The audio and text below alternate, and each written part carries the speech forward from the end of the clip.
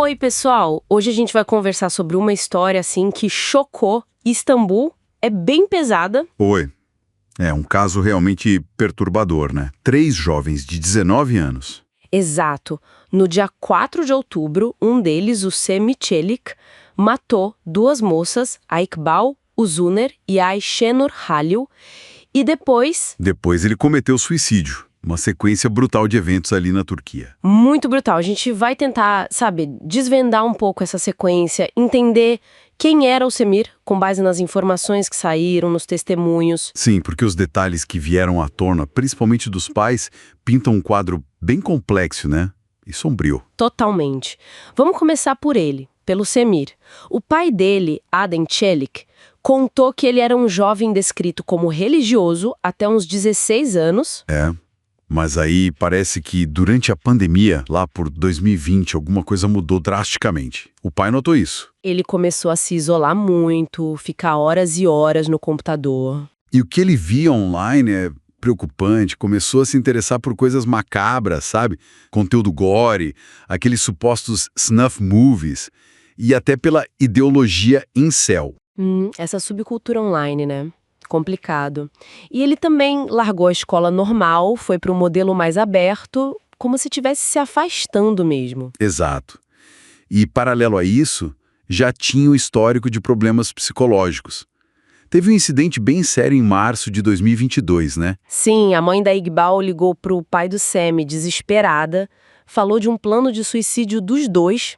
Na mesma noite, o Semih tentou se matar. Ele foi internado, passou por hospitais importantes lá, tipo o Bakırköy, o Chapa, deram medicação para ele. Mas o pai disse que ele nunca tomou, recusou o tratamento, a saúde mental só piorava. Ele chegou a dizer pro pai que a vida era vazia. É muito difícil para a família lidar com essa recusa, né? Ver a pessoa se deteriorando e não aceitar ajuda. Nossa, imagino. E aí, mais perto do crime, outras mudanças. Ele quis ser açougueiro, trabalhou um pouco, mas foi demitido. E começou a usar drogas, isso nos últimos 9 meses. Depois, nos últimos 3 meses, foi pro álcool. E teve uma virada religiosa também, né? Mas pro lado oposto. O pai falou de interesse em satanismo, paganismo, demonologia, achou desenhos, runas no quarto dele. É uma espiral muito, muito assustadora. Isolamento, essa fixação pelo mórbido, a saúde mental em crise, abuso de substâncias, um quadro de altíssimo risco. E as vítimas? A Jekaybal Uzuner. Ela era amiga dele da escola, né? Era, mas segundo o pai dela, Razan Uzuner, essa amizade virou assédio. Um assédio pesado que fez a menina sofrer muito psicologicamente. Ela até mudou de escola, fez tratamento, estava melhorando e já fazia 1 ano e meio que não tinha contato com ele. A família dela achava que ele tinha superado, que tinha deixado ela em paz, sabe? Que triste. E a outra moça, a Ayşenur Halil. Pelo que o pai do Semih disse, ela era a namorada dele. Há mais ou menos 1 ano. Frequentava a casa, conhecia a família. E estava com ele no dia do crime. 2 jovens com relações bem diferentes com ele, né? Mas o destino foi o mesmo. Terrível. Exato. Aí chegamos no dia 4 de outubro. A sequência é de arrepiar. Primeiro, parece que ele atacou a Iqbal na casa dela mesmo, em Eyüp Sultan.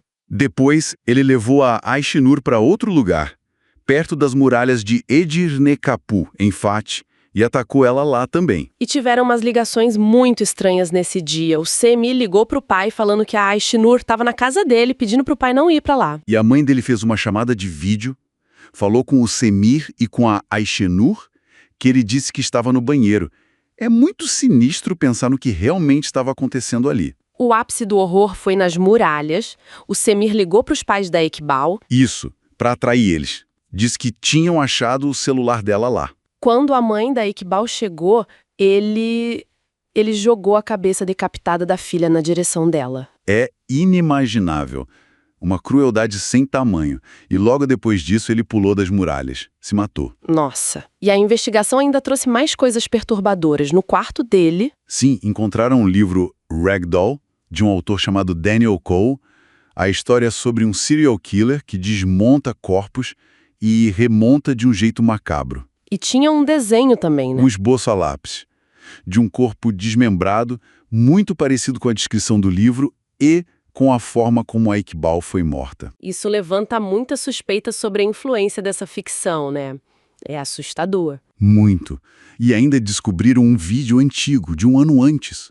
O Semi falando para Iqbal que queria matá-la, mas que tinha mudado de ideia. Um aviso. Um aviso terrível do que viria. O depoimento da mãe do Semi também é muito forte. Ela fala da luta para conseguir ajuda para o filho, da sensação de impotência, de como a pandemia, as drogas, tudo piorou. Ela lamenta muito pelas vítimas, né? Chegou a dizer que preferia que ele tivesse tirado sua própria vida.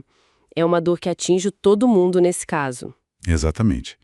Uma dor imensurável para todas as famílias envolvidas. Então, resumindo essa tragédia toda, um jovem com problemas psicológicos sérios, que foi se isolando, se envolvendo com conteúdo macabro e que explode numa violência extrema contra uma ex-amiga que ele assediava e a própria namorada. E culmina com o suicídio dele. E essa questão do livro, do desenho, da forma como a Iqbal foi morta, adiciona uma camada de premeditação, de uma crueldade quase ritualística que é muito difícil de entender. Fica essa pergunta no final, né? O que leva alguém a cruzar essa fronteira?